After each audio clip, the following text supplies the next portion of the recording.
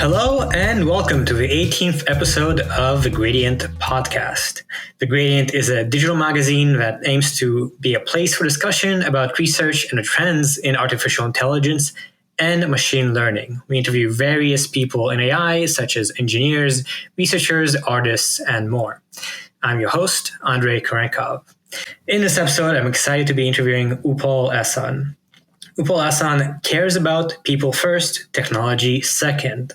He's a doctoral candidate in the School of Interactive Computing at Georgia Tech and an affiliate at the Data and Society Research Institute. Combining his expertise in AI and background in philosophy, his work in Explainable AI, or XAI, aims to foster a future where anyone, regardless of their background, can use AI-powered technology with dignity.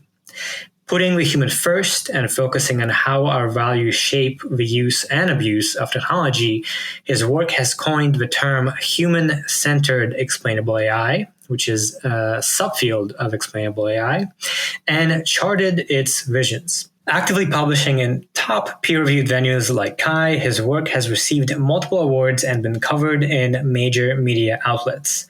Bridging industry and academia, he serves on multiple program committees in HCI and AI conferences, such as NeurIPS and DIS, and actively connects these communities. By promoting equity and ethics in AI, he wants to ensure stakeholders who aren't at the table do not end up on the menu. Outside research, he is an advisor for Eiler Asha, an educational institute he started for underprivileged children subjected to child labor. On Twitter, you can follow him at Upol Ehsan, UPOLEHSAN. So I'm very excited for this. Upol has written The Gradient before, and I think his work is super cool. Welcome to the podcast, Upol. Thank you for having me, Andre. It's a pleasure to be here. Definitely. So as we usually do in these episodes, before diving into your work, a bit on your sort of background, I'm curious, how did you get into working on AI? I think your trajectory might be interesting with your background in philosophy as well. Yes, I think I have Isaac Asimov to kind of attribute that credit to. When I was very young, I got hooked into his books. I have read 47 of his books, not just the science fictions that he has written. That's a lot, yeah. Yeah, I mean, the maestro is someone who's near and dear to my heart, which makes watching Foundation in Apple TV right now a very scary prospect. Because I remember those things. But I think Asimov pushed me to think about artificial intelligence in ways that I don't think I would have thought of. Because all of his books, if you think about it, it's about how can we find flaws in the 3 laws of robotics that kind of he proposed, right? And in college, I grew up in a philosophy department that had a lot of cognitive scientists in them, but who were teaching analytic philosophy. And that's where I actually got into AI, got hooked into it. I was like, okay. And maybe initially I had more ambitious goals of creating sort of AGI, so to speak. But then over time, I started getting more practical about it. And after graduating, I actually spent a lot of time doing management consulting and then ran a startup. And in those experiences, I was dealing with AI-mediated applications, but mostly on the consumer side, right? So I had clients who were really using this at the enterprise level. And I was seeing how sometimes, despite best intentions, the real use of these systems were suffering. So that's when I got into the PhD journey, I started thinking of artificial intelligence, but from the human side.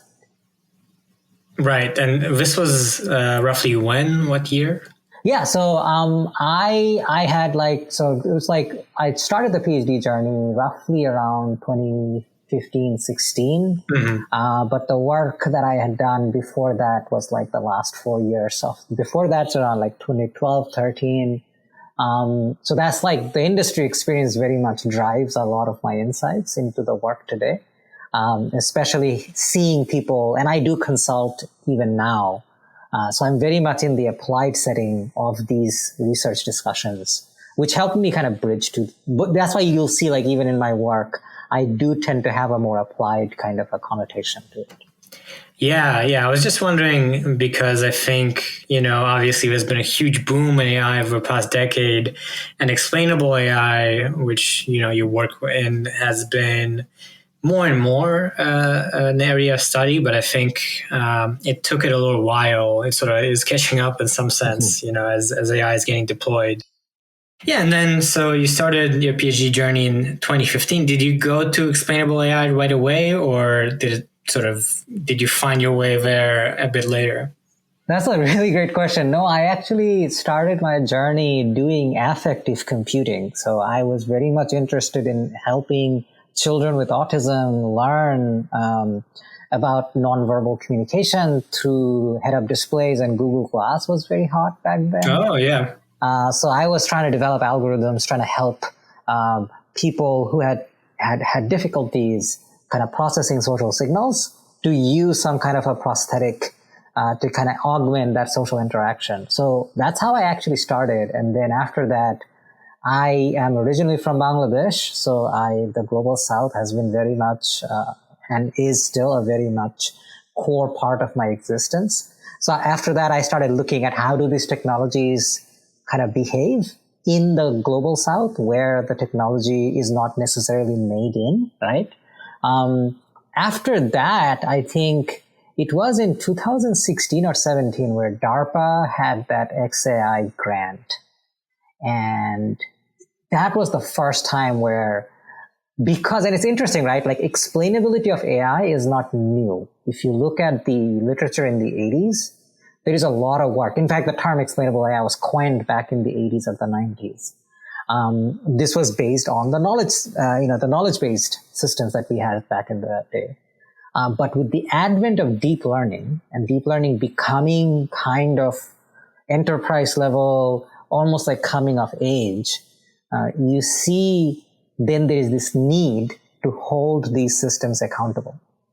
So I actually had walked into my advisor's office at that time, and I was asking, what kind of projects do we have to work on?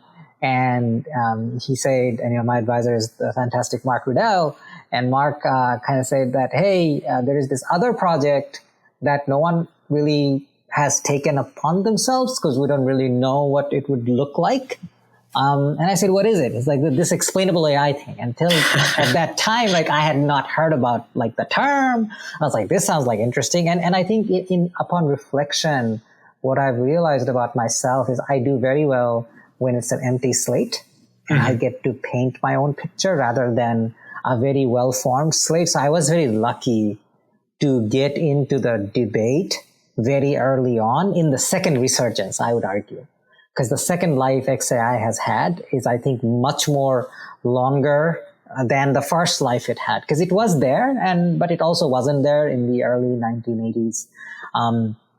So then I started looking into, I started on the algorithmic side, frankly, and trying to work with algorithms. And then over time, I got on the human side. And you are right. I think explainable AI is very much in flux. That's how I would talk about it. I think we as a community, we're still trying to figure out how to navigate this field, being consistent in our terminology, in the way we do our work. But there is also a certain level of beauty in that. And in that case, I'm kind of drawn by the social construction of technology lenses, something pioneered by Wei-Bei Biker. And he talked about relevant social groups, right? So in any piece of technology, you will have relevant social groups. In that case, Wei-Bei was talking about bicycles, right? Bicycles had very relevant social groups.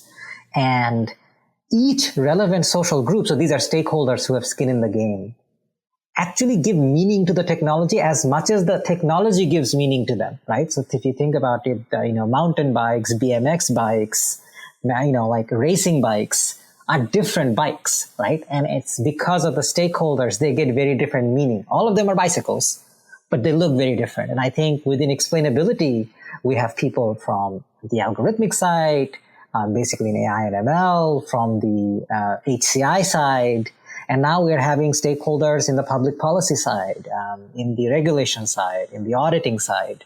So I think each of these stakeholders are also adding their own lenses to what is explainable AI, which is why you will see a lot of flux.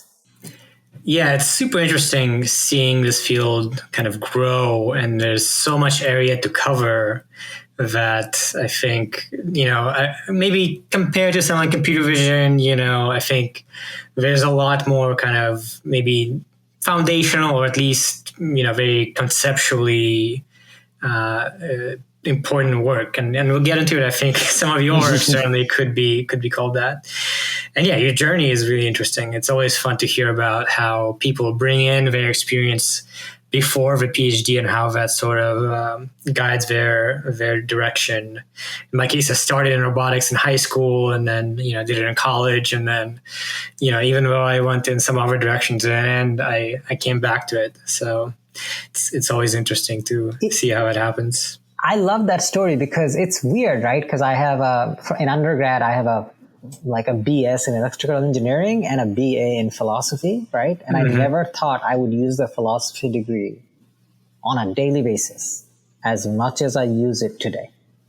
In fact, my edge in explainable AI actually comes from my philosophy training, because I can access the writing that is coming from there. Because, as academics, a part of our training is how to read a certain body of work.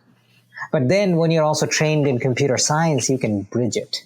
And I think there is something to be said there, especially for PhD students or other practitioners and researchers listening, is my mentors have always said, if you really want to make a name, pick an area A, pick an area B, and then intersect them.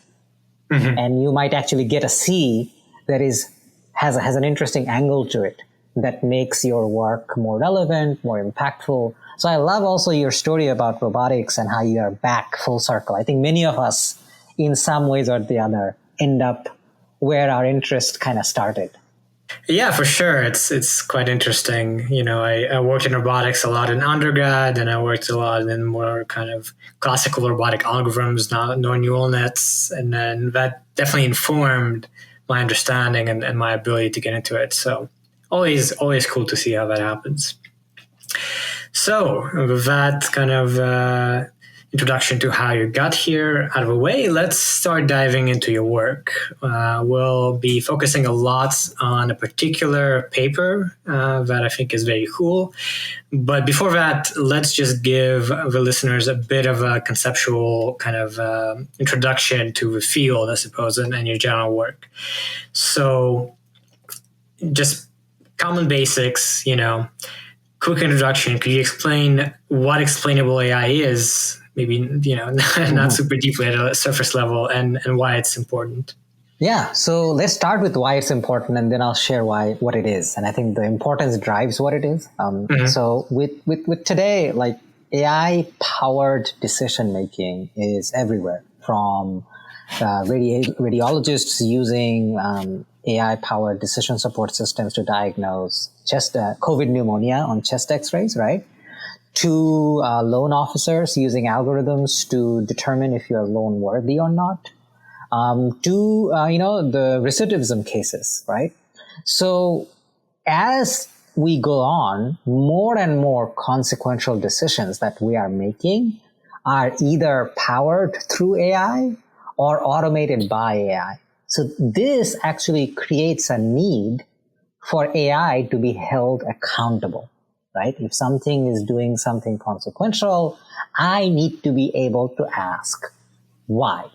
And the answer to that why question is where explainable AI comes in. Broadly speaking, and many people have many different definitions of it, at least the way our lab and I have conceptualized it in the years of work we have done, is explainable AI refers to the techniques, the strategies, the philosophies that can help us as stakeholders with an AI system. So it could be end users, developers, data scientists, understand why the system did what it did.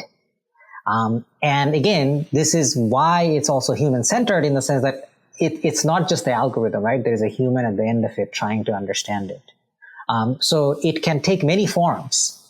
Sometimes these explanations can be in the form of natural language, plain English, for instance, explanations, like textual.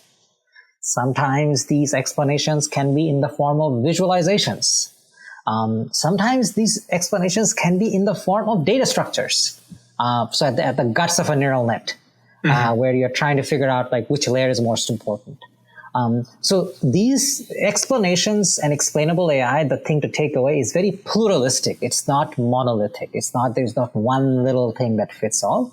But at the core of it, it's about understanding the decision making in a way that makes sense to the user, in a way that makes sense to the person interpreting it. Does that help? Yeah, no, that explains it, I think, quite well. And I guess it's worth noting that this is especially difficult these days because we are working a lot with deep learning. And the way that works is you have a huge model, a bunch of weights, you train it on a data set, and then what you get is a thing where you can throw in an input and get an output, right? And the challenge is now explain why it's doing what it's doing, right? And, absolutely. Yeah. And actually now that brings to another point. There are many ways, and you'll hear different words being kind of used. In my view, I kind of split explainability into like transparency, interpretability, kind of branches, and then post-hoc explainability. So I'll cover each of these. So transparency would be almost like clear boxing it. So like instead of like black boxing it, could you just make the model just completely transparent? Like that's just one of the ideals. Just understand the model itself. Yeah. Then interpretability involves, in my view, the able to scrutinize an algorithm. So in other words, like a decision tree, right? Like the infrastructure or the architecture affords the fact that I can poke and prod and I can get a good understanding and I can interpret what the model is doing, right? But that also requires a level of expertise. Like you need to have the training to interpret a decision tree. You cannot just give, you can't just give anyone on the street like, hey, here's a decision tree and interpret it, right? So there's this level of interpretation that comes in, but the architecture of the model should also be able to support it. But now, as you say, like deep learning algorithms are not really interpretable by their architecture, right? Like they're not very friendly on that side. So recently there has been a very big push towards what we call post hoc explanations, right? So adding a model on top of the black box, so to speak, to make it somewhat transparent. So in other words, can I generate the explanation after the decision has been made? So those are the three main branches you see work within explainable AI these days. And a lot of people do use the word explainability and interpretability interchangeably. I don't. I tend to see explainability as a larger umbrella that can house, but doesn't mean I'm right, to be honest, right? Like it's being very precise about what you're saying when you're saying it. Does that help like kind of give the demarcation of the landscape as well of area in the work? Yeah, of course. It's interesting that at least you can think of it in these different dimensions. And I think that also helps understand sort of the ways you might approach it. And speaking of that, as we've introduced in the intro, your work focuses in particular on human-centered XAI, which is in some ways in contrast to algorithm-centered XAI. So what is human-centered XAI in your view, again, kind of at a surface level?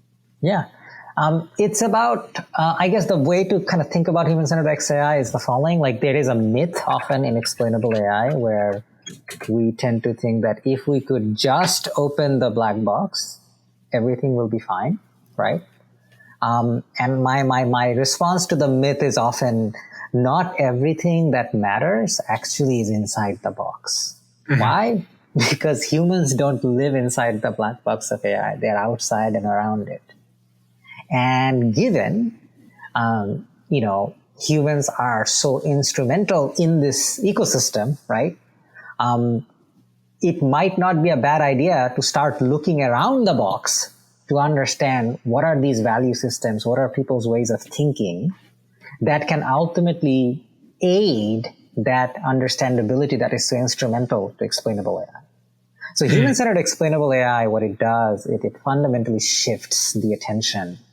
And it doesn't say that algorithm-centered work is bad by any means. It's not saying that. What it's saying is we need to put just as much attention on the human, on who is opening the box, as much as opening the box. Right. You need to sort of pay attention, care about the human aspect, and not just, think about the model and then, maybe the human can take what you develop from a model later and they can figure it out. That makes a lot of sense. And you have a great motivating example of this in your gradient article, having to do with this firewall management thing and why human-centered aspect was necessary.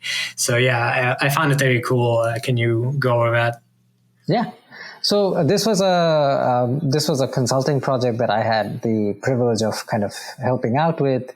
They had a cybersecurity company had hired me to address a very interesting issue of this firewall management system. And, in that environment, one thing that happens is the problem was with bloat. So what is bloat? Bloat is what happens when people open ports on a firewall and forget to close them.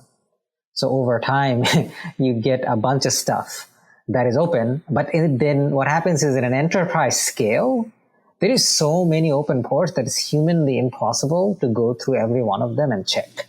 Oh, wow. Right? So they had a system that would analyze all these ports and suggest which ones to remain closed versus which one to remain open. The problem here was rather tricky. The system was actually performing rather well, around the 90% accuracy. It had really good algorithmic transparency. But the problem was less than 2% of the workforce was actually engaging with it and using it. Yeah, and that's not what you want. Yeah. And what was that? Yeah. So, I was brought in with the task of fixing this, and the assumption was still back then, and this was before we kind of coined the term Human XAI, and this is the project that actually drives a lot of that thinking. The assumption was, maybe the solution is within the algorithm. Just fix the algorithm, maybe make it explain better, maybe open the box differently, so to speak. And what I found at the end of the day, just to give cut the long story short, I guess, is there was nothing that was wrong with the algorithm. The explainability that this company was looking for was at the intersection of the human and the machine, not entirely within the machine. So what we found in this project, the assumption was still that, something must be wrong with the algorithm. This was before we had coined the term human-centered XAI. A lot of the work here actually drove the philosophy behind it. And one thing that came up was nothing was actually, we couldn't do much at the algorithmic level that helped the explainability of the system.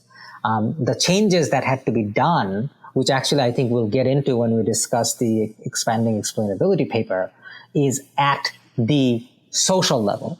So what was the problem here was people had no idea how to calibrate their trust on this system that without really understanding how others are also interacting with the system, right? So for instance, if I'm faced with a new system and there is no notion of the ground truth, right?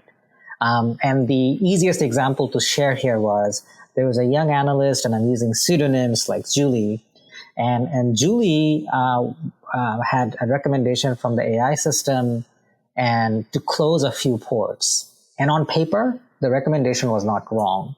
The AI had suggested that, hey, if you close these ports because they have been open for a long time, they have not been used. So technically, these are not bad suggestions. Julie, not knowing a lot of the institutional history and how things are done, accepted the AI's decision. 2 weeks later, the company faced a breach and then lost around $2 million in 1 hour.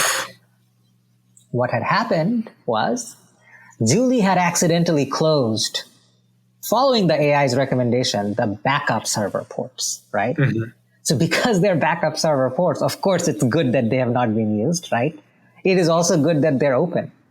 So this kind of highlights a very interesting tension here, that even though the AI system was technically not right, Julie actually got fired, right? Oof. That's a shame, yeah. Yeah, so the accountability squarely lied on the human user, even though the human user, in this case, they're not data scientists, right? They're cybersecurity analysts. They shouldn't have to know how this AI is working.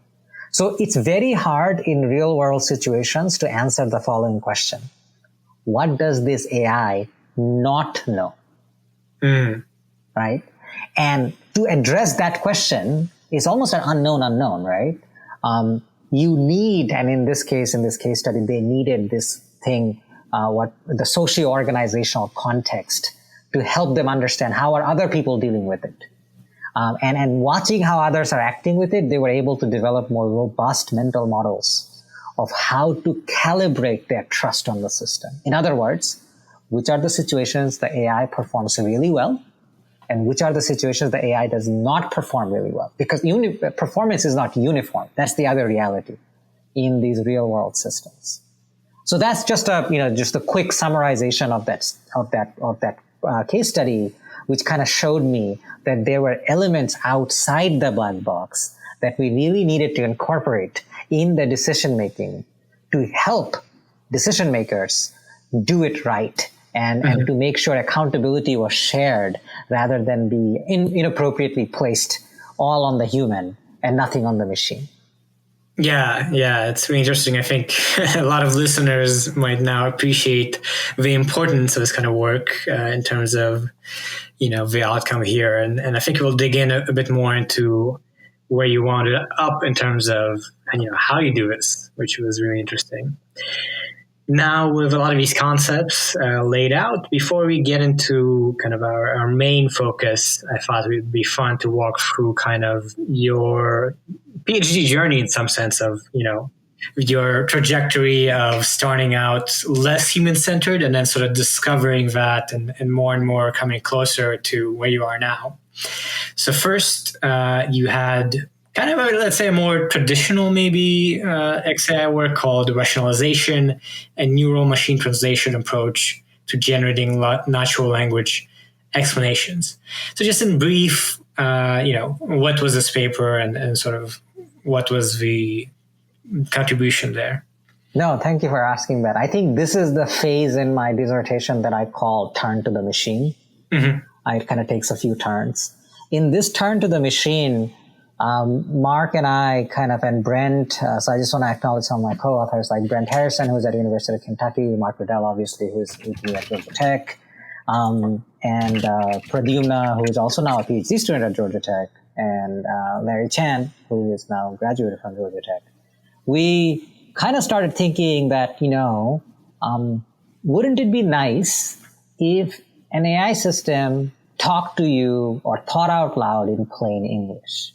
Mm-hmm. And the reason why we kind of thought about that was, hey, not everyone has the background to interpret models, right? And a lot of our end users are not AI experts.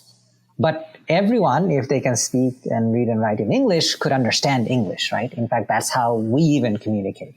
So I, in this paper, actually drew a lot of inspiration from philosophy of language, mainly the work of Jerry Fodor, to kind of, and work with Brent to kind of develop the algorithmic infrastructure to answer the following question.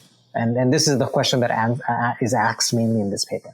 This is almost like an existence proof, can we generate rationales from using a neural machine translation approach? And this was the first one, to our knowledge, that uses an NMT mechanism instead of translating from English to Bengali, like natural language A to natural language B. We felt, what if we replace one of the natural languages with some data structures? Right.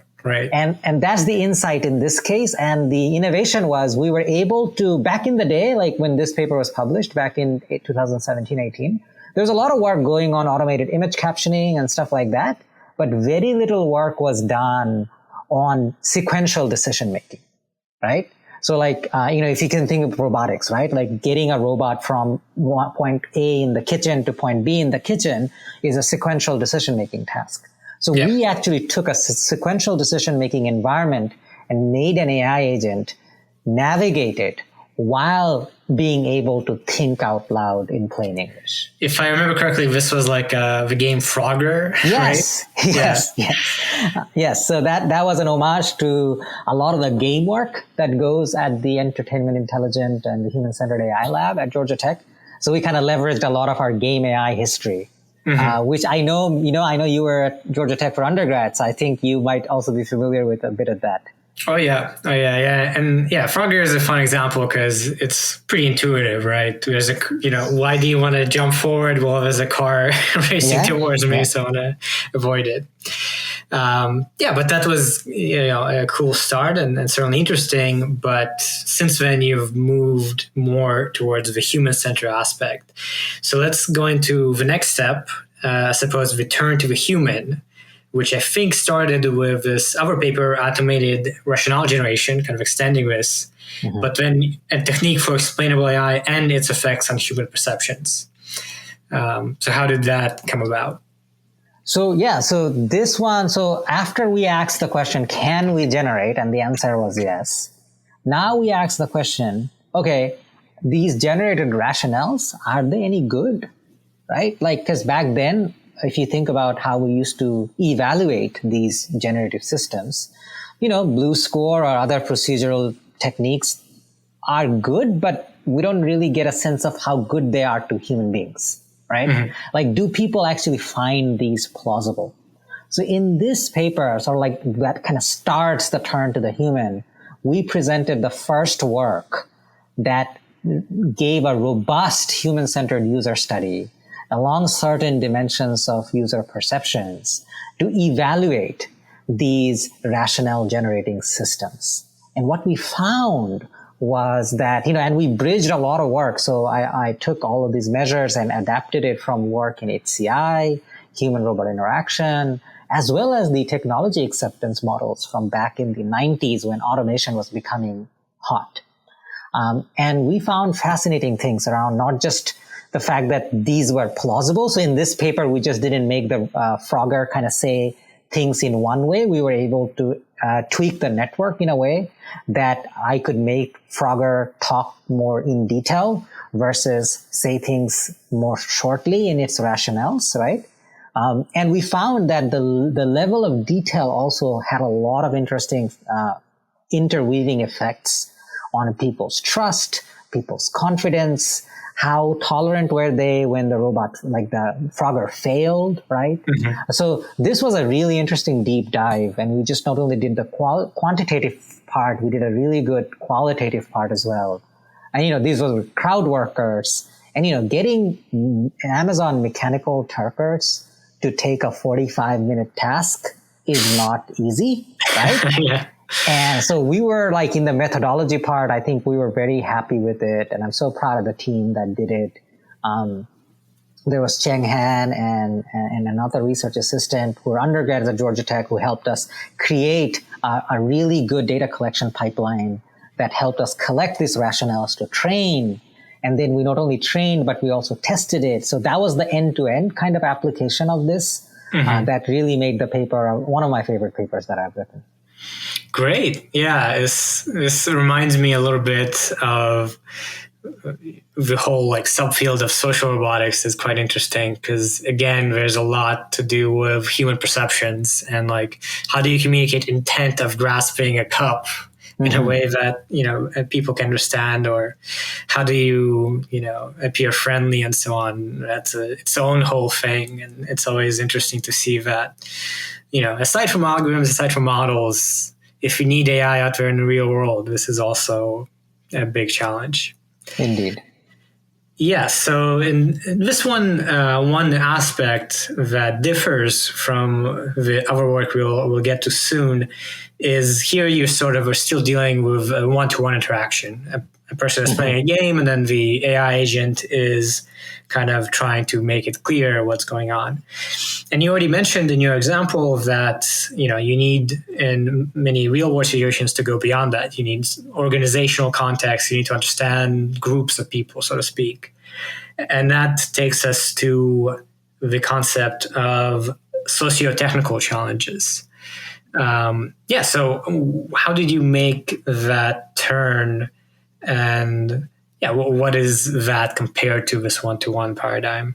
Absolutely. So you hit the nail on the head right there. It's like a lot of the way we were thinking about the rational generation work, the interaction paradigm was very much one-to-one. And I, based on my prior work in industry settings, I started realizing that is that truly representative of what happens? And I started realizing that no, we need to think more, that like these AI systems are never in a vacuum. They're often situated in larger organizational environments. So in that case, how do we think about this? How do we conceptualize this?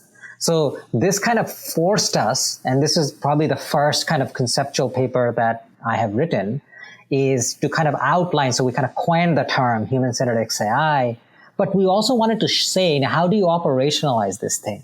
So we bridged theories from critical AI studies, like critical technical practice, in HCI, like reflective design and value-sensitive design. And we kind of talked a little bit about, okay, now we have this insight that we have to not just care about one person, but also multiple stakeholders in the system. So going back to the cybersecurity example, right? It's not just the analyst who is making the decision. It's also the decision of the analysts previous who had made similar decisions in the past. So that kind of forced us to kind of imagine and envision an explainable AI paradigm that is more human-centered, and not just one human, but also incorporates many humans. Mm-hmm. Yeah, so there comes the socio-technical aspect, social being, interactions between people and even organizations. So there you marry sort of the groups of people with the technical problem, which now you really need to think about both. And that, as far as I understand, was sort of a kind of new direction that wasn't really, the norm or established in the field.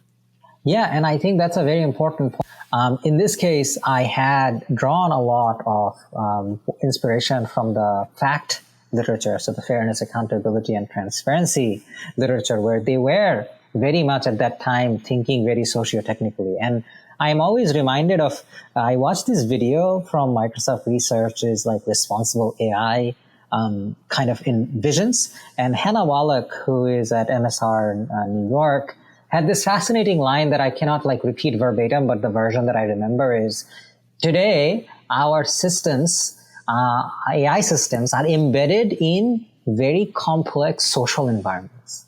Mm-hmm. So that means the effects that these technical systems have are social. So that means they're fundamentally socio-technical in nature, in terms of their complexities as well as their impacts. So when we keep that in mind, I started asking myself, how can we get a good idea about explainable AI if we do not take a socio-technical perspective? Given, in the real world, that's how these systems are. So that's actually a lot of the things that drove the socio-technical lens, so to speak. And you are right, like this was the first paper to our knowledge to kind of highlight that explicitly in the context of explainable AI. Yeah, and I find it interesting. I think it seems like it would be easy to not have this realization if you come from a traditional sort of AI, computer science research background, where you just jump into a PhD, there you work in your office in the computer science building, doing your research, and it's easy to forget sort of about the outside world. So I think it's interesting also that having had all this background outside working in actual organizations, I think I would imagine that also, made it easier for you to get here.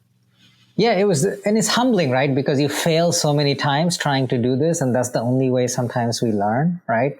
Like, my consulting projects are never like linear or straightforward because they often reach out to me when problems are so complicated that in-house teams need external help. And I think, a lot of us, and the lesson that I have learned through all of this is embracing a sense of, taking a learning mentality from a lot of the, there is a famous paper, I forget the name of the author, who kind of framed mistakes as missed takes. Like, in a movie, you take multiple takes and not all the takes work. So a lot of them are missed takes, right? So I really embrace that mentality of missed takes. Not all projects will work out. You'll have a lot of missed takes, I guess. But nothing is a mistake per se. And I think that really helped me have a more iterative mindset, which has paid a lot of dividends in getting a lot of this work done. Yeah, I think it's interesting how, in some sense, especially doing a PhD really enforces that. You really have to adapt to that because you're going to have failures, but all those failures will inform your understanding and ultimately guide you to something interesting, ideally, so as you did with Stern, that led to this paper, Human-Centered Explainable AI, towards a reflective socio-technical approach, where you lay a lot of groundwork for how we can move towards that. And we really can't get too much into it. It's quite detailed in itself, but you did write this excellent piece on a gradient towards human-centered explainable AI, every journey so far. So we're going to link to that in the description, and you can just find out a gradient, and recommend you read that.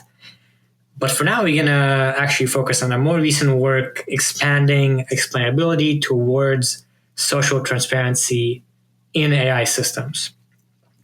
So to get into it, before even getting into any of the details, what was your goal in starting this project and sort of a problem that motivated it? Well, this is frankly, I feel like this was the paper that, like the Human-Centered XAI paper was the paper that needed to be written first for me to actually write this paper. And, a lot of the work in that cybersecurity company kind of really informed this. So, for the longest time, I have been kind of arguing that, we need to look outside the box, right, for explainability. Yeah. So then, largely speaking, the community will come back and ask, all right, Upol, I kind of get what you're trying to say, but what outside? What is outside? What do you want us to think about? And the kernel of this paper is fundamentally, and as the title kind of says, expanding explainability. It expands our conception of explainable AI beyond the realms of algorithmic transparency. By doing what?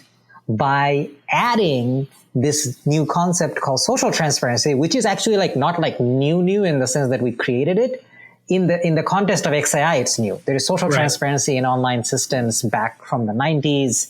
And, in the paper, we kind of, pay homage to a lot of those work. But it's fundamentally making the following observation. So within AI systems, and I think this is where it becomes very tricky. When we say AI systems, is actually somewhat of a misnomer, because when we say AI systems, a very important part is left out, and it's often implicit, which is the human part. Implicit in AI systems are what we call human AI assemblages, right? So these are two coupled things. So ideally, what you're really going for is the explainability of this assemblage, right? The human part being often implicit. But how can you, right, get the explainability of this assemblage, this two-part system, the human and the AI, by just focusing on the AI, right? So that's kind of the question that it's asking in this paper. So then the question becomes, all right, Upol, I get it. You can add, you need the human part, but what about it in the human part? So that's where to add the transparency on the human side, we kind of introduce this notion of social transparency in AI systems. And we kind of operationalize a little bit of this in the paper. Right. So it's, I think, very interesting about this in terms of operationalizing that. Not only do you highlight this need, which I think is very intuitive, but you actually explicitly talk about how to do this, how to view explainability beyond technical transparency, and how to integrate that, and actually, where do you start? How do you do it, and so on, right? So I guess maybe can we dive in a bit more about this idea of social transparency since it's so important? Mm-hmm. So we know algorithmic transparency is sort of trying to understand what the algorithmic side of it is doing, what the model is thinking, but what is social transparency? What are its components, and how should people understand it? Yeah, well, that's a fascinating question. So to understand social transparency, I think we have to accept a few things. First, we have to understand and acknowledge that work is social, right? We don't work in silos, most of us. We work within teams. So that means, right, there is some need to add this transparency. There is in an office when you're working with a team or virtually through Slack, right? There is a lot of chatter that is going on, and there is a necessity behind that. So that is first, the first realization that work is social. That means there might be a need to make that social nature a little bit transparent, especially when we're dealing with AI-mediated decision support systems. So, and as we share in the paper, we were trying to. So this is also difficult as well to some extent, right? Like one of the challenges that AI researchers face is, how do we know what the future really looks like, right? Without really investing months and months of work building large infrastructures and models and then realizing they're actually not very useful, right? That is a very hard cost of doing this. So to kind of explain that, we used this notion of scenario-based design. So this is coming from the traditions of design fiction. So I'm drawing a lot of this actually from the theoretical underpinnings of the human-centered explainable AI paper that we just talked about. And so using scenario-based design, we conducted around 4 workshops with a lot of people from different technology companies just to get a sense of what are the things that are outside the black box that people want when they make a decision with an AI system. Right, so that's the workshop is meant to kind of get a more formative understanding. Right, what needs to be made transparent in this social system in terms of XAI, right? Because there are so many things you can make transparent, right? Because how do you know which one is the right thing to do, right? And I think through these workshops, and this was pre-COVID, so we had the ability to kind of get in person and kind of have these workshops. And what we learned was that out of this, and this is, I think, what we call in the paper the 4 Ws, right? So in addition to the AI's technical transparency or algorithmic transparency, these practitioners, data scientists, analysts, and others wanted to know 4 things: who did what, when, and why. So those became, again, we are not saying like this is the end all be all to all social transparency. There might be other socially transparent systems that do very well. But actually in the cybersecurity example, going back to that, when we implemented this aspect of who did what, when, and why. So imagine next to a threat, close these ports, right? Let's say, imagine that. If Julie had social transparency, what would Julie have seen? Julie who got fired before. So when you get this, Julie sees the AI is recommending the ports to be closed. And you're like, okay, is that true? Like, is that real or not? I don't know if it's a false positive. But then Julie is able to see, maybe 10 other people dealing with a very similar situation in the past. And in one of those, Julie sees, right, one of the who's, right, maybe imagine this is Bob.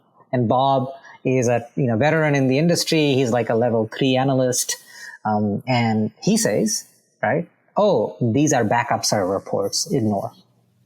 Right? So who did what, right?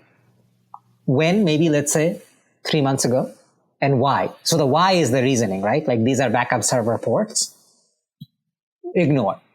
By situating this extra piece of information that is actually capturing, one might argue, hey, Upol, like that seems like a bad problem. They should have just added that to the data set, right? That's not and that is where I think the critical insight lies. There is not enough things you can add in the data set. It's like a golden goose chase. Because it's always outside the model, right? Exactly. And sometimes things happen dynamically. Remember, data sets are basically snapshots of the past. And work norms actually change over time, right? Due to the sensitive nature of certain cybersecurity institutions, you do not want certain things to be coded into a data set, right? Because what if that gets hacked? Then all your secrets are out. So there will always be elements that are not quantifiable, that are not capturable in a cleanly made data set. In those cases, those very things that are hard to quantify, hard to incorporate, often can be the difference maker between right and wrong decisions with AI. So by adding this social transparency, you are able to inform someone to know when to trust the AI versus not. Mm-hmm. Yeah, exactly. And to dig a bit deeper, I would like to hear, how did this scenario-based design process work? I think figure 1 in your work is really interesting. Is that the scenario you used?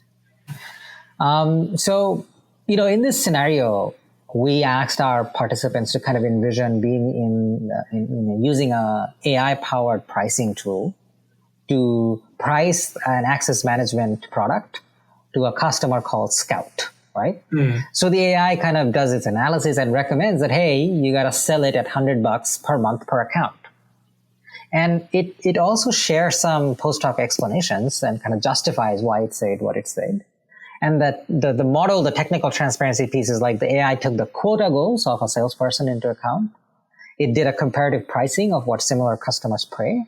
And also it gave you the floor, sort of like what is the cost price for doing this product. So imagine that's the first layer. And today, right, that's the state of the art. Nothing is better than that, right? We don't have the social transparency that we kind of envision in this paper. But that is where the state of the art was. So that was our grounding moment. So we would ask our people as they went through the walkthrough, what would you do right now? Do you think this is, before we showed them any social transparency, right? Mm-hmm. And we will see that most people agree with that. Like, okay, yeah, this seems like a decent, we also kind of calibrated the price point by asking experts. So we kind of grounded a lot of this data, even though it's a scenario, if it's fictional, the fiction is grounded in reality, a version of reality. And then we told them, like, now imagine, what if you found out that, only 1 out of 3 people sold this product at the recommended price? What would you do? And you could see our participants kind of get very interested like that. I was like, oh, that's really interesting information. That helps me like calibrate what to do. So then we kind of dug deeper, which is like the bullet points 3, 4, and 5, to share 3 examples of past colleagues who have dealt with the same customer Scout on similar products, right? And then one of the most important comments were made by Jessica, or Jess, who is a sales director. And turns out Jess had rejected the recommendation, but the sale did happen. And the comment was the most important, where they said that, hey, it's COVID-19, and this was done at the height of the pandemic. I can't lose a long-term profitable customer. So they offer 10% below the cost price. And that's the important part, right? That not only did they give you a discount, but Jess, the director, had given them below the cost price. And that social context of what was going on that was outside the algorithm, right, very much informed how people acted on it. Because remember, without any of this context, they felt the price was fair, it was done the right way, the justifications were right. But very few people actually, offered the same price when they knew what others had done, especially when a director level person had done it before. Yeah. So in a sense, I think going back to something you mentioned, it's letting you know what the AI model doesn't know, right? It doesn't know about COVID. And these 4 Ws, the social scenario, it doesn't really explain the model or its decisions, but it does like to understand the AI system better, in the sense of like the AI system is situated within the organization. And so you get to know more its weaknesses and when to follow it, maybe when not, which I think would be a lot harder without seeing like, okay, this person accepted this recommendation, this person didn't. And this figure, I think, illustrates that, really well. And I think it's kind of asking the question, right? What are the AI's blind spots? And can other humans who have interacted with this system in the past address it? So for instance, I'm now currently working with radiation oncologists on a very similar project. And in radiation oncology, just like in other fields, there is no absolute ground truth. With AI researchers, we're so comfortable with the terminology of ground truth, right? But when it comes to using radiation to treat cancers, there are established practices. There is no absolute gold thing that everyone must do, because each patient is different, each treatment facility is different. So in that case, knowing when to trust the AI's recommendations. So for instance, if the AI is saying, give this much radiation to the patient's left optic nerve, right? That's a very high stakes decision, right? Yeah. Because if you do it the wrong way, you can blast away my left optic nerve and take away my vision, right? But guess what? What the AI system might not have known is that the patient is blind in the right eye. So all of the calculus goes away. Because, there's no central blindness data in randomized controlled trials. Right. So just knowing that extra piece can help you calibrate how much treatment you want to give it. And knowing what your peers have done, right? Because in these kind of communities of practices, it's very much community driven, right? Like the radiation oncologists kind of have these standards that they co-develop together through studies. So this social transparency starts mattering extremely when the cost of failure is also very high, right? Blasting someone's optic nerve out with radiation is a pretty high cost, rather than, missing a song recommendation. And I think that's the other part. Social transparency is not really helpful when the stakes are low or when the nature of the job is not very collaborative, right? But the more the stakes are high, the more collaboration is needed, social transparency becomes important because work then becomes very social. Yeah, this makes me feel like you can almost consider this what if the AI model is in some sense a coworker, right? When you work with people, some people you trust more and less, and when you do decision making, it is sort of collaborative. You might debate, you might ask, well, have you considered this, have you considered that? That's not something that you can do with an AI system, at least for now. You can't say, well, have you taken this into account, that into account? But seeing the social context, it seems to me those other people might have realized that and made this comment, and now well, it didn't take into account the COVID thing.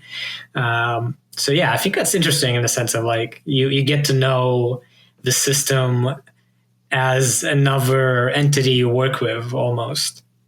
Yeah, exactly. And I think that's kind of changes the way we think of human AI collaboration, right? Because you are now, I often think about it, Avatar, The Last Airbender. I don't know if you... Yeah. So it's what does Avatar do when he faces a rather Avatar Aang, right? When he faces some difficult choices, he kind of seeks the counsel of past avatars who had come before him. And so the social transparency is in a weird way of capturing that historical context in a system, in situ, that really makes your decision making in that moment much more informed. Because at the end of the day, we have to ask ourselves why these explanations are there. They're there to make things actionable. If someone cannot do something with your explanation, then there might as well not be any explanation, right? If the machine is explaining itself and I cannot do anything with it, that's very difficult. I don't know what purpose it's serving other than just understanding. But if I understand and cannot do anything with that understanding, what is it there for anyway? So social transparency can make things more actionable, even if the participants are saying no to the AI system. And that's the crucial part. I think it changes how we formulate trust, because a lot of the work around trust that we see is around user acceptance. I want my user to like me. I want my user to accept me. But I think what we are seeing is it's not about just mindlessly fostering trust.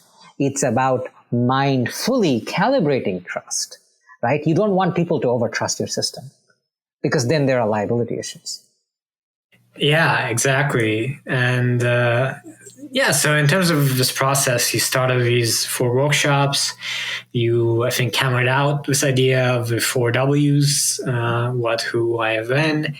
And if I understand correctly, after the workshops, you then had sort of a more controlled study with 29 participants. Is that right? Yeah. So then we really did this. So once we built the scenario, right, then we kind of made people go through the scenario-based study.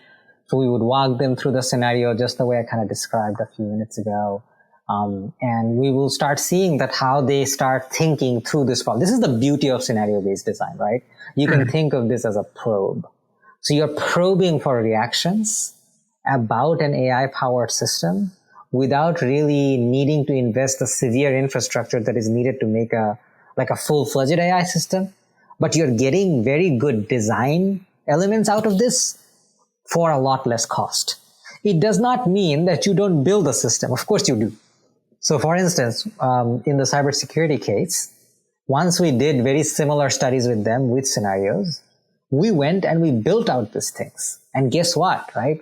2 years into the project with them, that company actually now lives in a socially transparent world where all their decisions are actually automatically situated with prior history. And they are actually able to use the 4 Ws as training to retrain their models so that the decision is not only just algorithmically situated, but also socially situated, right? So it becomes of a sort of feature space that the model is informed by, it seems.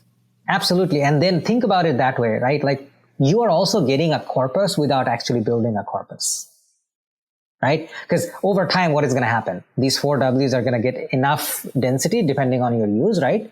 Where they become large enough that you can feed back into the model. But the cool part is from day one, they're giving value to the user, right? So they are not like being like a grunt work of a dataset building task. That is the one thing that a lot of my cybersecurity analyst stakeholders would tell me. They're like, hey, this is actually useful. I like doing this because it doesn't make me feel like I'm building a stupid dataset that I might not ever see. So they're actually building a corpus while getting value from it, which is very hard to achieve in any kind of dataset building tasks. Yeah, exactly. And it's interesting to hear that they are more into it. I think it's also fun that, having done a study in the paper, you are able to not just, give your own take, but actually quote the study participants and, really, show in their words very concretely how you came to your conclusions. So, for instance, one quote that I think is really relevant is, "I hate how it just gives me a confidence level and gibberish that the engineers will understand. There's zero context." Right? It's a very human reaction that really tells you, well, this person wants the context, right? So then, we've talked through some of these examples, your study, and now I think we can dive in a little more. So we've talked about social transparency, and I think in the paper you also break down a little bit what exactly is made visible, what you want to make visible. So the decision-making context and the organizational context. So, yeah, what is involved in these things that people really need to understand? Yeah. So, through the 4 Ws, right? So these are the kind of like the you can think of them, the vehicles that carry this context, right? So through the 4 Ws, the first thing, and I think we kind of shared a framework that says how it makes context visible at 3 levels, which is the technical, the decision-making, and the organizational, right?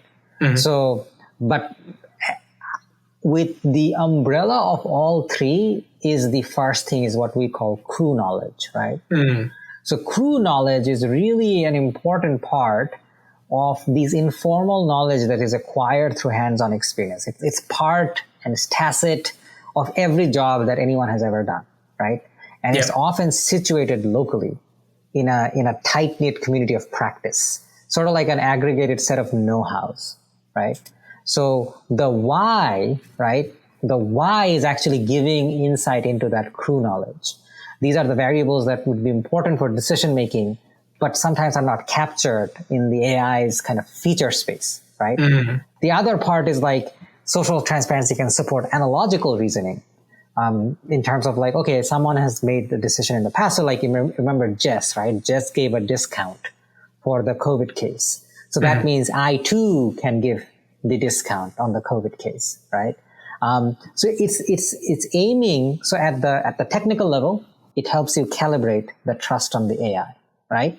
At the decision-making level, it can foster a sense of confidence and a decision-making resilience. That, how good are you? Can you trust the AI? Can you not trust the AI? And self-confidence, right? Because there's difference between like, do I trust the AI versus do I trust myself to act on the AI? And I think those two are slightly different constructs.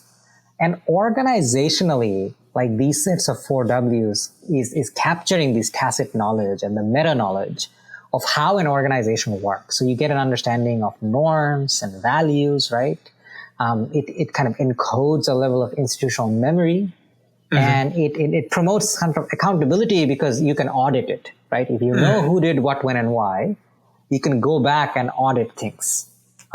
So those are some of the things that we got out of this that are helpful when it comes to making AI-powered decision-making.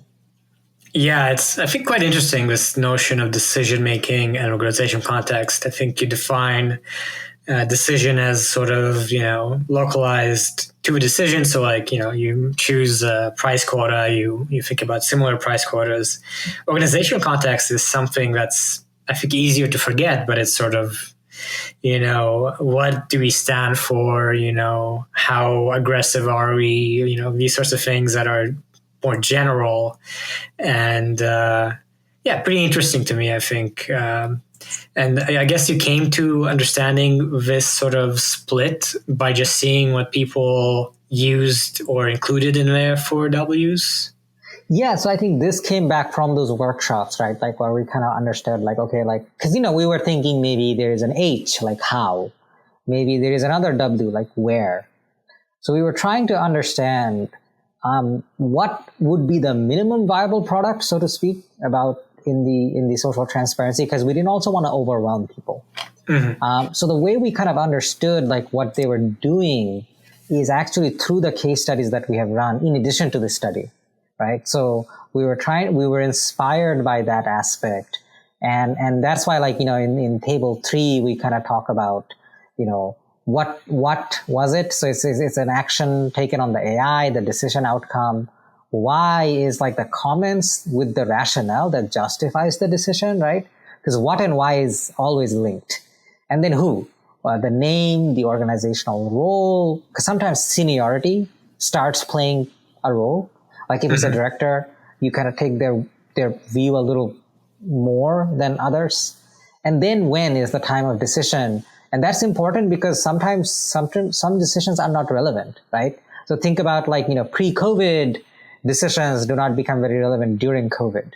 So those are some of the things that we found, not just by our workshops, but also analyzing the data, the qualitative data through the interviews and the walkthroughs that we had made. Yeah, and then you found, the what is really important, the why is important, the when, sometimes, but, not much. So, and that also, I think, probably informed your UI, sort of how should you present these things? We actually asked our participants at the end of it, I'm like, can you rank it? And tell me why, right? So we would make them rank the 4Ws. Like, tell me what you cannot live without. And everyone said, I can't live without the what. And then I said, okay, imagine now I can give you one more. What would that be? They'd be like, oh, I need to know the why. And then I said, now imagine I give you one more. They'll be like, oh, I need to know the who. So that's how we kind of made them do this ranking task at the end to get a sense of importance, because sometimes many companies might not have all the 4Ws. There might be privacy concerns that prevent the who from being shown, right? Because you can also see like, biases creep up. Like if I show the profile picture and, you can, guess the person's race or gender from the profile picture, it can create certain biased viewpoints. Or even the location, right? Because certain companies are multinational, and it could be that, certain locations are not often looked positively enough. And that might bias the, receiver's perception. Yeah, exactly. And I think, again, it's interesting here just reading the paper, which I think is I would recommend it. I think it's quite approachable. Is again, you have these quotes from the study participants that make it very concrete. One of them is the outcome should be a TLDR. The why is there if I'm interested. Then there's also the who. Someone said if I knew who to reach out to, I could find out the rest of the story, and so on. So again, it's really gives you a sense of how your study and interacting with people led you to your conclusions, which I really enjoyed when reading the paper.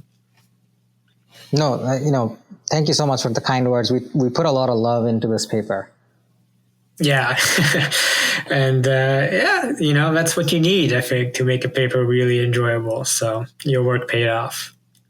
Now, I think we touched on a lot of it and went through, I think, hopefully the most important stuff in terms of the study elements and the 4Ws and made clear what social transparency is. Now, on to a couple final things. So we've said, it's good to have this on top of what is already there of algorithmic transparency.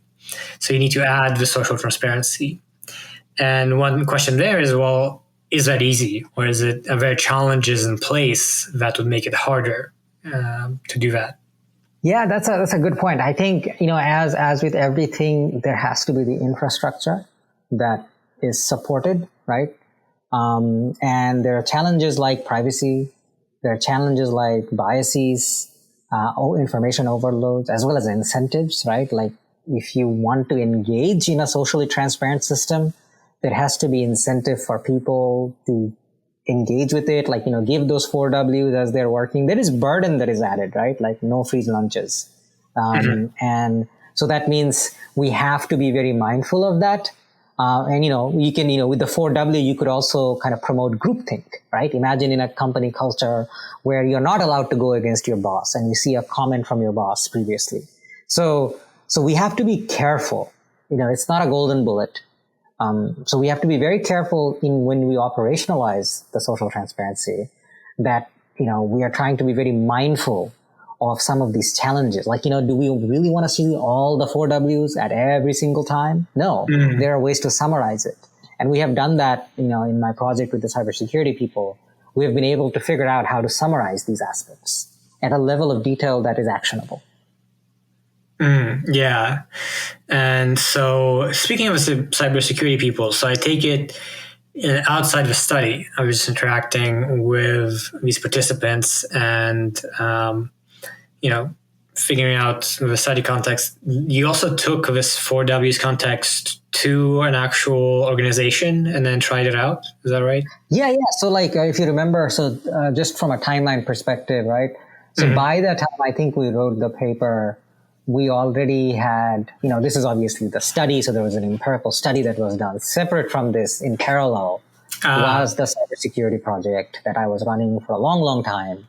And what I had the, luxury of knowing the future to some extent is we were able to incorporate a lot of these 4Ws into their system.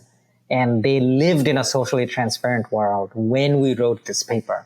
So that's why we were able to talk a lot about these transfer cases, challenges, because those are some of the challenges we faced in the real world when we were trying to implement this in an enterprise setting that is multinational. I see. So when you presented this and sort of said we should do this, how receptive are people? Did they sort of get it right away? Or initially there was a little bit of like hesitation, I think, because someone said like, how is this explainability? Right? Because there's this, there's a very powerful like AI developer that like, this is not explainability. And I think that's when it kind of like the idea of the paper kind of came to me. Right? I see. Our idea of explainability is so narrow that we have a hard time kind of even envisioning more than that. So what we actually did to kind of address those kind of concerns is, as you saw also on the paper in this empirical study, that we had concrete directly from the stakeholders information about how these additional contexts help them understand the system, right? And then if we go back to our initial definition of explainability, right? Things that help me understand AI systems, right? And in this case, AI systems are not algorithm. These are human AI assemblages, right? So, and they're socio-technically situated. So there you go. So initially there was a lot of pushback, but the proof is often in the pudding, right? Like, so when we added social transparency, the engagement went from like 2% to 96%. Right. And, that you can't ignore. Right. Mm-hmm. And so those are some of the things that helped a lot of the stakeholders have more buy-in and get a sense of, okay, this is important. This might not look algorithmic, but it has everything to do with the algorithm. Right. Yeah, it kind of harkens back to the title of the work, right? Expanding explainability. This person said, how is this explainability? Well, you pointed out and you sort of make the argument that they should be part of explainability.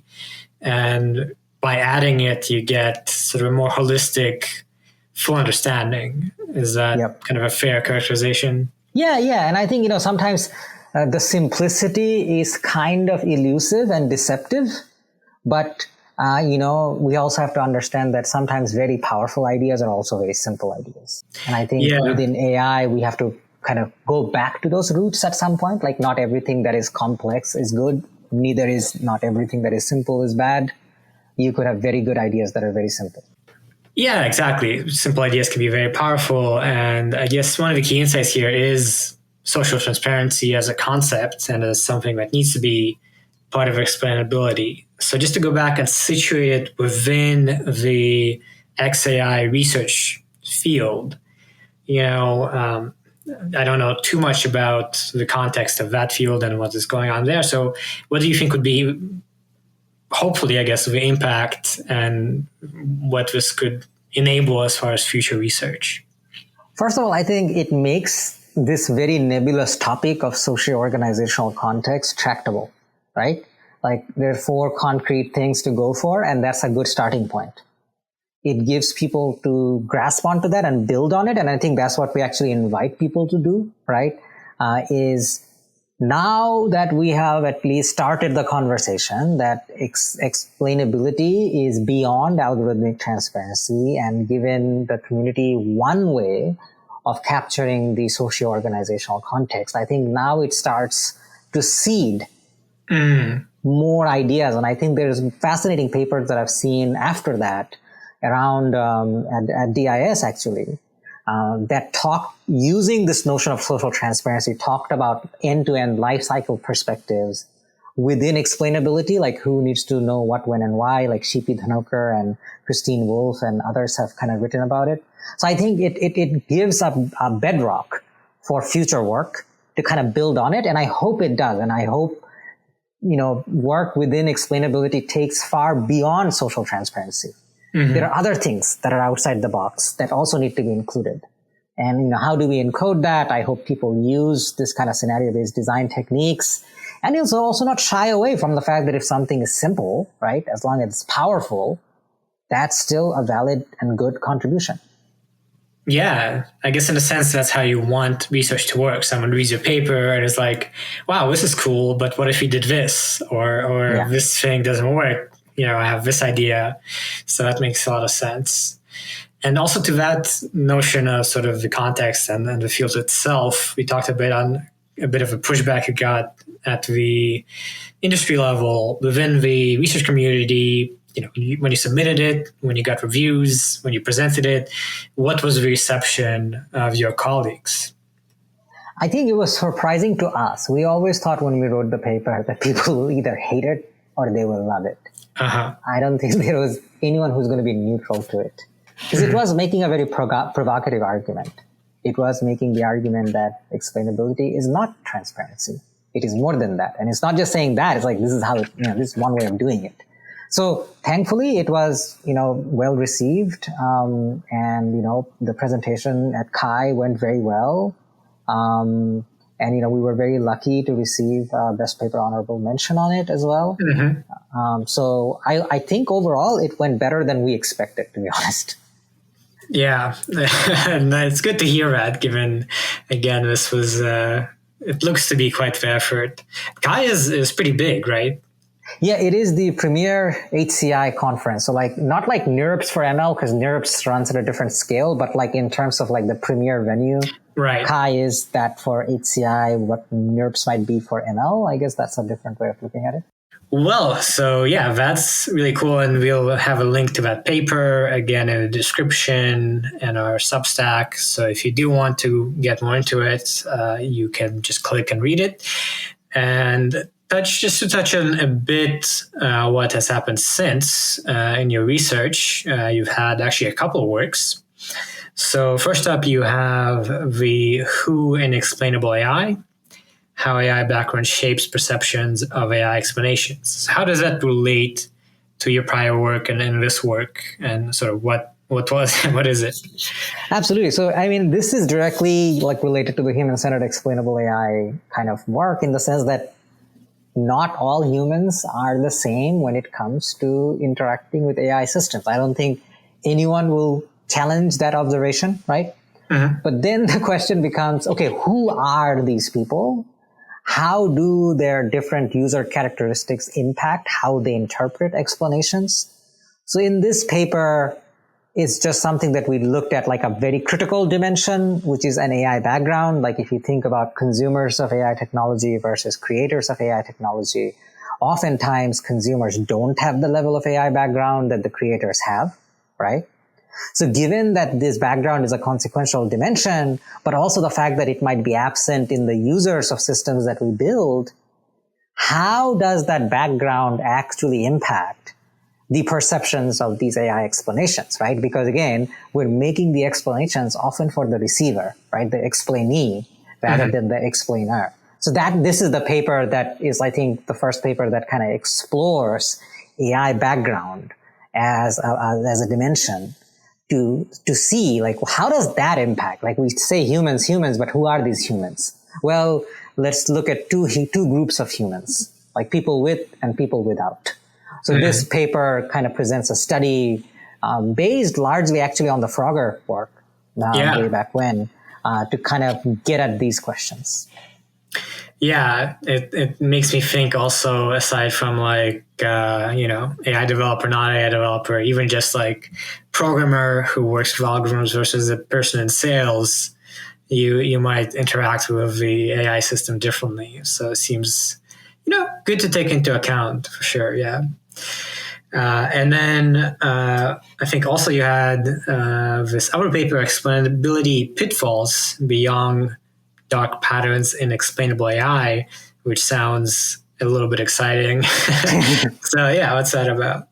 So this paper is actually related to the Who in XAI paper, because one of the findings in Who in XAI that we got was both groups, the group with AI and non-AI backgrounds, had exhibited unwarranted faith in numerical-based explanations that had no meaning behind them, so to speak. Like even if people did not understand what the numbers meant, there was a level of over-trust in them. So based on that observation, what is interesting is like we were not trying to trick anyone, right? Like that's the importance of this finding. That in the study, we were not trying to trick anyone. We just used the numerical explanations as a baseline. Our main instrument was the textual explanations, the actual rationales, right? And while trying to examine that, we were like, oh my God, why are people like so in love with these numbers that they tell us that they don't understand? Because we have qualitative data where they tell us, I don't understand it now, but I can understand it later, right? And what is interesting is the people with AI background and those without have different reasons for over trusting the AI, right? So over trusting the numbers, excuse me. Yeah. So we started asking the questions, all right, there are many times where harmful effects can happen, like overtrust, even when best of intentions are there, like in our case, right? A lot of harmful work in explainable AI is couched under this term called dark patterns, which are basically deceptive practices. It's easiest to explain it from the UX side. Like if you think about in certain websites, they have all these like transparent like ads that when you're trying to click the play button, like 10,000 windows open up, right? And you have to click them 10,000 times to get it. So those are dark patterns, right? They're trying to drive clicks by tricking the user.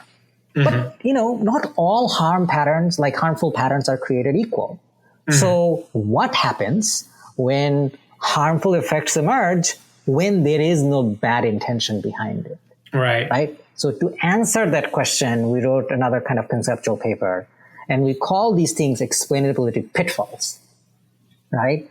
So these pitfalls are certain things that you might not intend for bad things to happen, but like a pitfall in a real piece of in the real world, you might inadvertently fall into it, right? Because it's not like pitfalls are there to trap people. Sometimes pitfalls emerge in nature, in jungles and other places, just by the construction, right?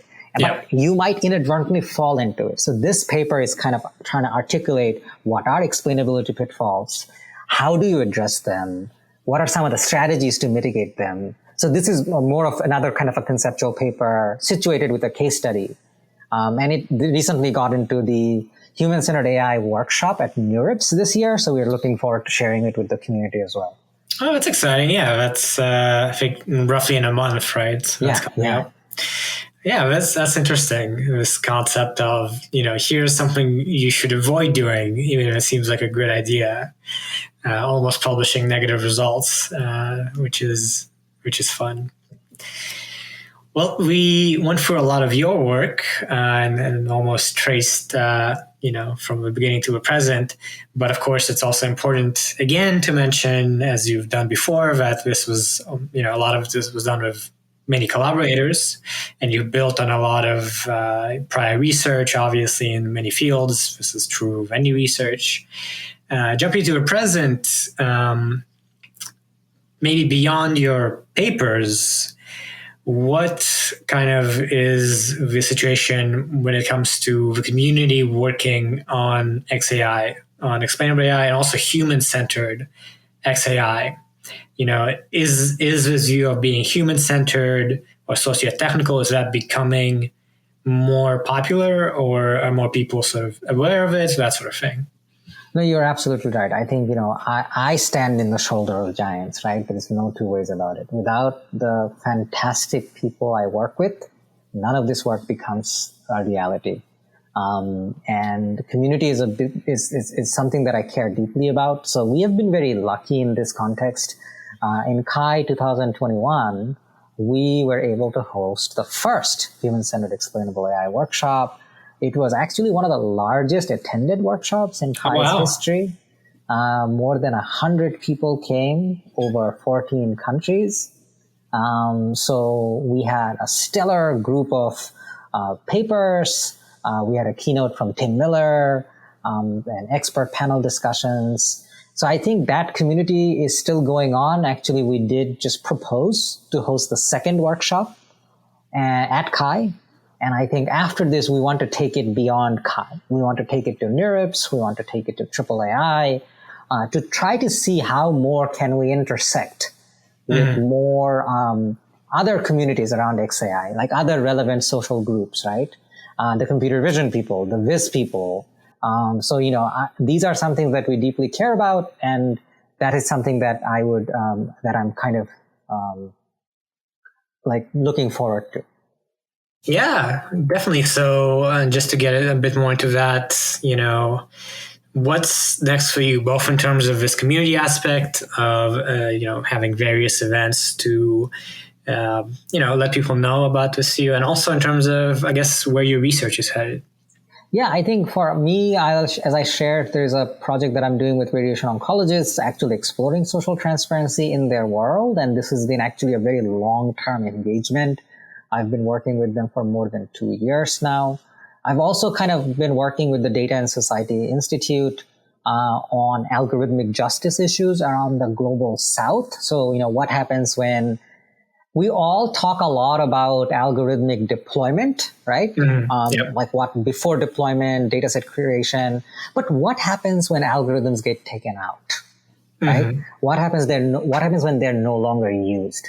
So there's a project that I'm running that has an explainability component as well as algorithmic justice component around the grading, like the algorithmic grading of the GCE exams which are like basically international exams administered by Ofqual and the UK governing boards. But these exams are actually administered in over 160 countries. So you might recall that, in August of 2020, there were protests around, an algorithm grading a lot of students. While the reporting was great, it only focused on the UK. We really don't know what happened in the other 160 countries where these exams were administered. So, beyond, as I said, as you kindly shared in my bio, right, what happens to the people who are not on the table? And I think if you don't, amplify people's voices who are not at the table, they often end up on the menu. So I think, coming full circle, like that's something that I'm deeply curious about. So that's roughly like, what things are. And, I have the privilege of giving a keynote at the World Usability Day, actually tomorrow on November 11th. I have some invited talks lined up at the University of Buffalo on the 30th, and then an expert panel discussion, actually, at your university's medical school, the Stanford Medical School's like Human AI conference. So that's pretty much like a ramp up to the end of the year. Cool. Yeah. Sadly, we'll release this podcast past the 11th. So. but will these talks be recorded or public? Could be. That's a very good point. Thank you so much for asking. So I am going to check it. What I would recommend if the listeners are there, if you check out my Twitter, if they are public, I will be sure to make sure that they are published and shared widely. So as of now, I'm not sure which of these would be public versus not. But if they are, I will publish them on my Twitter. So if people are interested, and I think we can also add links to them after the podcast is even published. Exactly. Yeah. So you can look down in the description. We'll figure it out, and we'll have links to this and all the papers and everything. All right, so that's cool. And then as I like to wrap up after all this intense discussion of research and ideas and studies, just, a little bit about you and not your research. What do you do these days, or, general beyond research? What are your main hobbies? What are your main interests? Yeah, I guess, I've been, I love to cook. I think that is something that has been, during the, stay at home in pandemic mode has been a blessing. I absolutely love European football or soccer. Oh. My team is not doing very well, Manchester United right now, but that is my escape. And I also play this game called Football Manager, which is like, not like fantasy football, but it's like kind of like that, where it's a very data-driven engine. And that's how it comes up to, this game engine that kind of predicts the future and can simulate games. That is my escape, in terms of, all the things in reality. But I absolutely a big fan of old school hip hop. So I listen to a lot of music. Whenever I get some time, I do mix beats on my own time for my own enjoyment. I don't think I have a SoundCloud account or anything. But those are my ways of keeping sane. But most importantly, one of the most cherished things that I do is mentoring young researchers, especially who are underrepresented, especially who are from the global south. So I'm very proud of all the mentees that have taught me so much throughout the years, like ever since 2011, 12. I've had the privilege of mentoring around 100 people from many different countries in Asia and Africa, and kind of like guiding them through high school. And that is something that like gives me a lot of joy. Actually, like whenever I get free time, that's actually what I do. And during application season, it really gets tough because we have a lot of requests to review applications. Because, sometimes, as you can imagine, right, like the application, the statement of purpose, it's often a black box, right? You don't really know what to write. So that is one thing that I get a lot of joy from. Yeah, that's fantastic. I think, we all got here with a good deal of mentorship, PhD as an advisor for a reason. There's an assigned mentor, so it does feel nice to give back. And I've always enjoyed, being a teaching assistant, and these various things are always pretty rewarding, definitely. Well, that was a really fun interview. It was, great to see or hear about this human-centered AI as a researcher who works with robots. Refreshing to think about people for once. Thank you so much, Upol, for being on the podcast. No, my pleasure. Thank you, Andre. I so appreciate the opportunity to talk to you and in a way, through you, talk to the listeners. Thank you. Absolutely. And once again, this is the Gradient Podcast. Check out our magazine website at thegradient.pub. That's a URL.